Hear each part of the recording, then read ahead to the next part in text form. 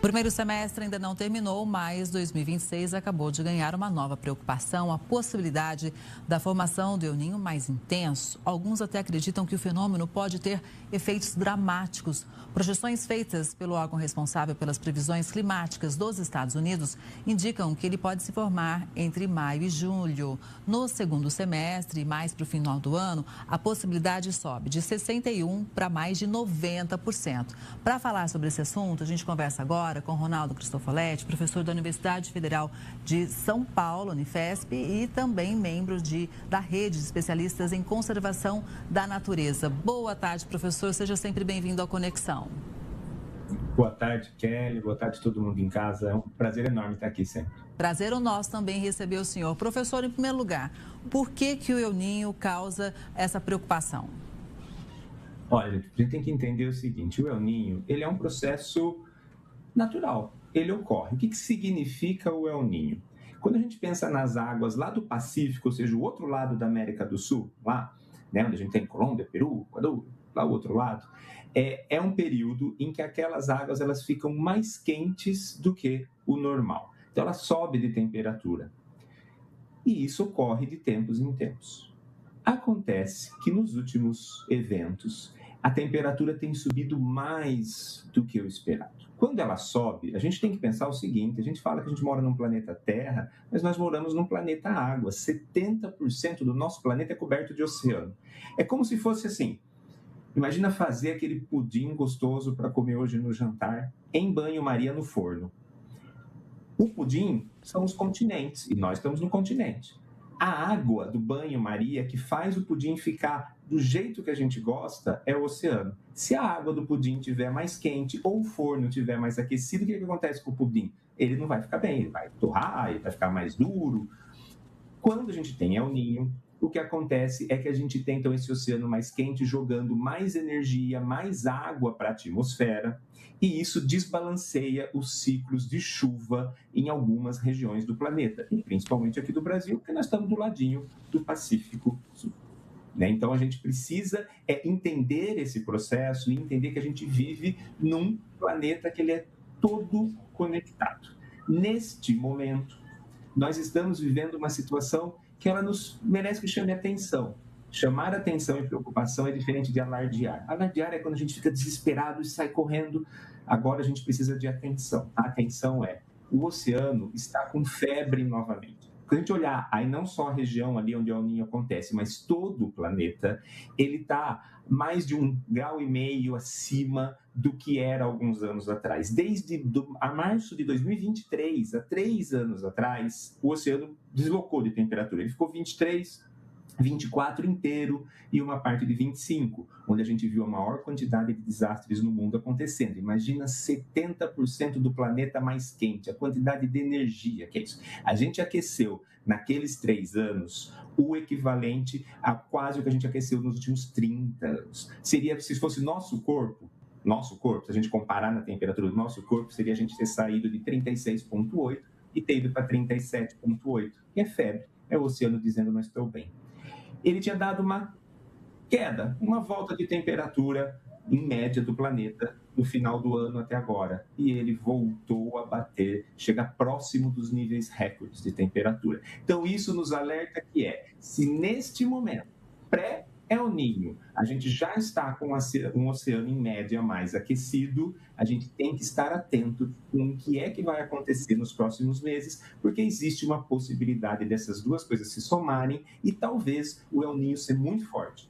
Um El Niño muito forte vai ser uma desregulação dos ciclos climáticos e de chuva muito forte. Você acabou de mostrar Belém, capital da COP30, que discutiu o cenário mundial sobre isso, a catástrofe que foi ontem. Enquanto isso, no sul, parecia uma cidade europeia durante o inverno.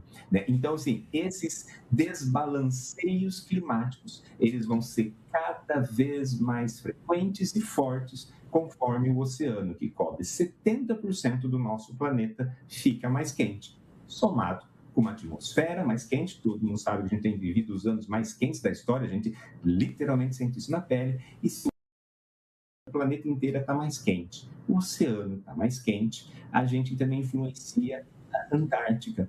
E aí isso significa o que? A gente influencia os dois polos, mas vamos falar aqui para nós no Brasil, lá da Antártica. Significa que a gente está tendo gelo que está na calota polar, né, em cima do continente antártico, né, os gelos das geleiras que ficam em todas as montanhas, inclusive no sul da América do Sul, derretendo mais, o gelo marinho que se forma na Antártica derretendo, e isso influencia todo o nosso processo. A gente sempre vê na previsão do tempo uma frente fria vem vindo pelo sul do país, inclusive leva essas geadas que você acabou de mostrar. A frente fria, a Antártica falando, oi pessoal, cheguei.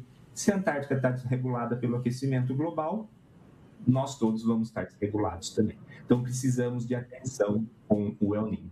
Pois é, e nós já estamos desregulados, né, professor, se me permite, porque é o seguinte, a gente não vê o mundo tomando ação para olhar para isso. A gente vê, na verdade, guerra em andamento, que só complica a situação. Investimento para a guerra e olhar para esse problema que atinge todo mundo, né, ninguém consegue escapar, a gente não vê ainda realmente ações concretas, principalmente das potências mundiais. Exato, Kelly. A gente não vê, e ele é um motivo de atenção que precisa de uma mudança imediata para todo mundo. Porque, veja só, esses desastres estão acontecendo. Você noticia isso toda semana. E a gente tem que tomar um cuidado para isso não ficar algo que a gente acha, é normal agora. Não, não é normal. Isso, quem causou o aquecimento global nesta escala da mudança do clima foi o ser humano. Veja que o planeta ele já passou por mudanças muito piores, mas mudanças que aconteceram numa escala de dezenas a centenas de milhares de anos, ou seja, uma escala muito devagar. Nós estamos falando agora de uma mudança que está ocorrendo em algumas décadas, de milhares de anos para décadas. Isso é muito rápido. O planeta não dá conta, e nem a nossa sociedade, de absorver a mudança nessa velocidade. Quem causou o aumento da velocidade? Nós, com o aumento dos gases de efeito estufa. O planeta todo, principalmente as potências mais ricas, que ainda continuam lançando mais gases e investindo dinheiro em guerra. Isso, né, ao invés de paz e buscar resolver a situação. E se nós causamos o problema, quem que pode solucionar o problema? Nós mesmos. Nós precisamos falar sobre o tema, parabéns pela pauta.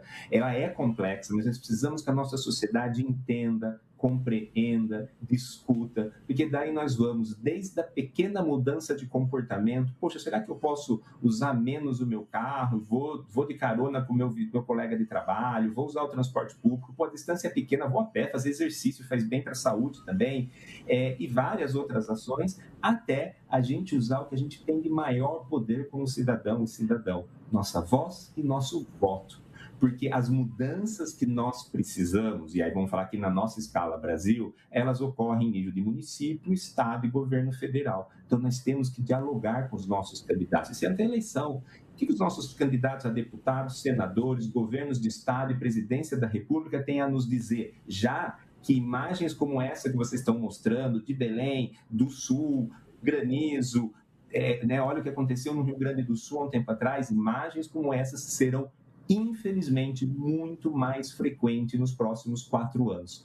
Então, o que os nossos candidatos têm a dizer isso? Nós temos que cobrar ação. Essas ações, elas demoram para aparecer o resultado. Então, normalmente, nenhum candidato quer falar disso, porque na próxima eleição ele não colheu os frutos ainda. Mas nós precisamos. Nós precisamos daí, claro, de candidatos que cobrem internacionalmente que os demais países parem a guerra, tragam a paz e tragam o que a gente chama da justiça climática e social. Porque quem sofre os impactos que você está mostrando já são aqueles mais vulneráveis. E nós precisamos entender que todos sofremos impactos, mas alguns sofrem mais que outros e precisamos dessa justiça. Exatamente. Professor, o assunto é sério, mas adorei sua análise, né? Até para a gente compreender melhor a história do pudim, enfim. Adorei o papo, muito obrigada, uma boa tarde, até a próxima. Boa tarde, até a próxima. Até.